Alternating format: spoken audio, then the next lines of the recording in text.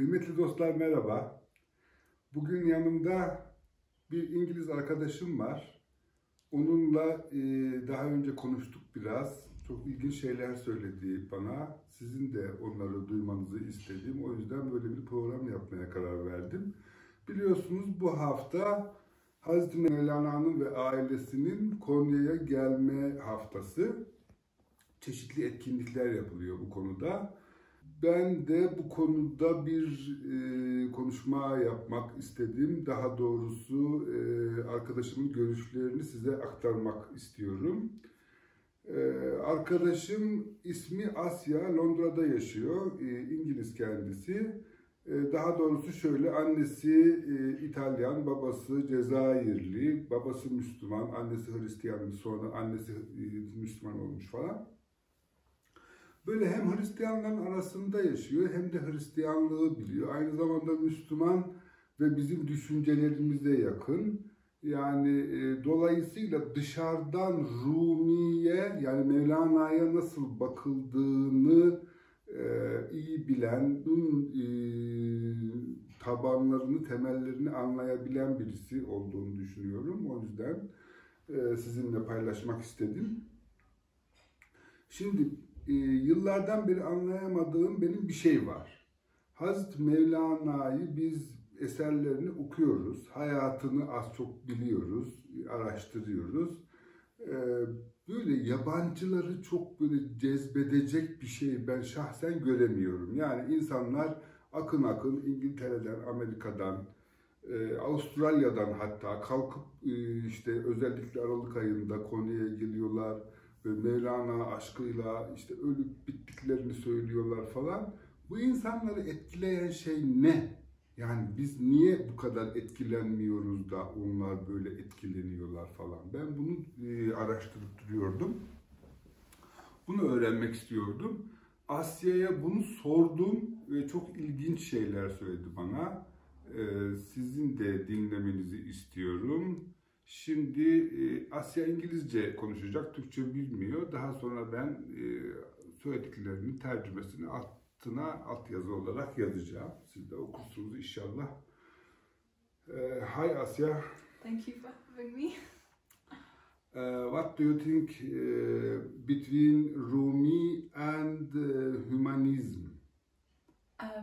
In the West, Rumi is seen as like this amazing, spiritual, mystic individual who wrote beautiful poetry, and he speaks to everyone, whatever religion they come from, wherever background they come from, everyone can connect to Rumi's words, and they can connect to his message of love.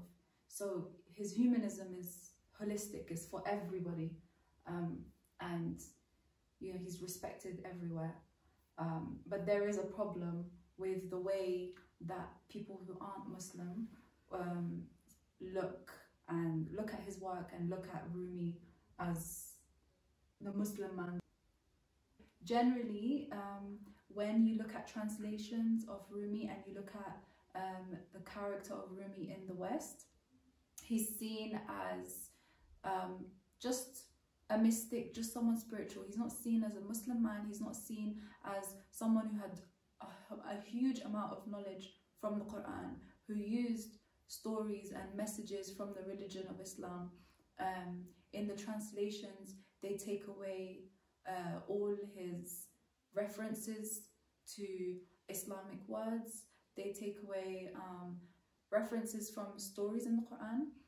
They might keep the references from like the Bible and the Torah because that's something they can understand, but they strip away his religious, like his Islamic connection and his love for the one God. So it's a huge problem because in a world where Islam is from the West is seen as a religion of violence, a religion that is not filled with love, that is not it's not a religion that's respected. But then at the same time you have a man like Rumi or Hazrat Mevlana, and he is a Muslim. His whole career was based on his religion and his love for Islam and his love for God. And they don't match these two ideas. They don't match that a man with so much beautiful poetry and beautiful spiritualism comes from an Islamic background, comes from these Persian, Arabic cultures that were mixed in this cultural melting pot of the East. Even if you look at the name Rumi, if you look at in the East, no one really remembers him as Rumi. They remember him as Mevlana or Jalaluddin, but in the West he's known as Rumi, and Rumi is actually a word that comes from Rum, and Rum comes from the Romans, and in the East the Romans were the West, so it was more European. So even the way we remember him in the West, they Europeanize his name, they make his name, they take away again his Islamic culture. The main translator that made Rumi popular in the West, his name was Coleman Barks, and he actually did not study Islam, he didn't study Sufism, he didn't even know Persian, which is the main language that is Rumi's poems. He worked with a translator, and his main aim was to free Rumi from its cages. Like, instead of accepting Rumi's work that survived for hundreds and hundreds of years, he thought he needed to come and make it better. And this is the translations we see everywhere, like on t-shirts and in shops, or even in songs. Lots of American singers, so that they use his translations, which are completely changed and altered to fit the Western narrative. But you have some people that we can trust, and I think it's important to know that even though it's poetry, you can't read it without understanding the context or understanding the message. You have to look behind the words, and it's poetry in another language, so you need to understand that translation means things will be changed, but you can't change the whole meaning just to fit kind of like these Orientalist notions or these Orientalist messages. So there is this guy called Jawed Mojaddadi, and he is translating all of the Masnavi. His translations have a lot of explanation at the bottom. So it's not just very easy poetry to read, and it's explaining what the words meant at the time and how we've changed them into English and why we've used these words in English. So his translation is probably one of the best ones, because it's not something that it should be easy to read. You need to think about it, you need to feel it in your heart. That's what Rumi wanted. And then we have, I forgot her name, Eve Hawa, what's her full name? Eve Meyerowitz. She was a scholar, and she became Muslim from studying Rumi, so the message really got to her heart. So she's probably part of the scholars that we should be following. And she translated and she wrote about his books, and she explained everything. So it's people like that that we should be following, and we should be reading about, rather than the most popular ones that have spread really easily. I wonder something. How did untrustable translator change the meaning? Can you give me an example? Oh yeah, so we've got examples. So in one of the translations, it goes, "Out beyond the ideas of right doing and wrongdoing, there is a field, I will meet you there." But in the original version, the original words are not right doing or wrongdoing. They are Islamic words of iman, which means religion and like belief in your religion, and kufr, which means to go against the religion. So the words themselves, like the religious words, the words from Islam, the words from the Qur'an, they're like removed for more simple English words. If you give me a second, I can find you more translations.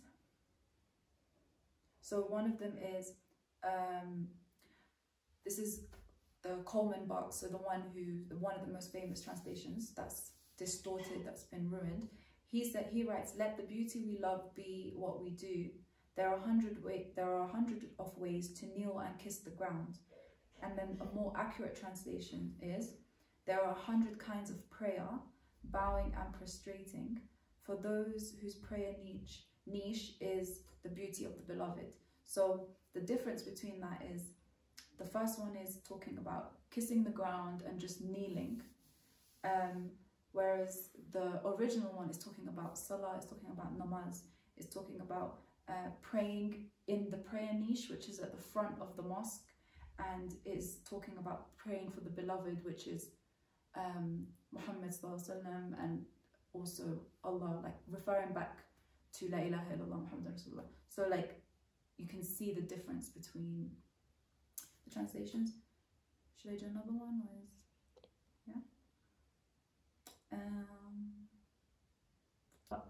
If you desire your own divinity, come out of yourself, pass over that stream and come towards the Oxus River. So that's the English translation.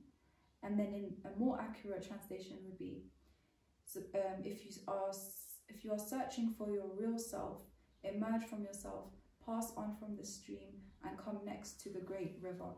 So the difference between those ones is, the first one is saying, if you desire your own divinity, is talking about you being almost like God. Whereas in the original one, it's saying we need to search from ourselves and leave ourselves to find God. We need to stop thinking about our own desires, and we need to stop putting ourselves first. So you can see it's nearly opposite meanings. In one is a bit more selfish, one is more egocentric, and the other one is about selflessness and moving towards God. I also wonder the spiritualism part. I mean, what does that mean when we say spiritualism? And is there anything between religion and spiritualism? In comparison to the yeah. I think in this part of the world, like in Turkey and Muslim countries, spiritualism is linked to God, is linked to the oneness of God. In the West is anything you want it to be, which can be good and bad, but it can be linked to nature, linked to yourself. It's about your own ego, about your own logic, about what you can do, rather than what God has asked of us to do as his servants, as people who have submitted to him. So it's very, very different. One is very individual, and the other one is very collective and creates connection between all people rather than just yourself. That's why they can change the meaning very easily. Yeah. Okay. Thank you so much for your explanation. It's okay. Thank you for having me.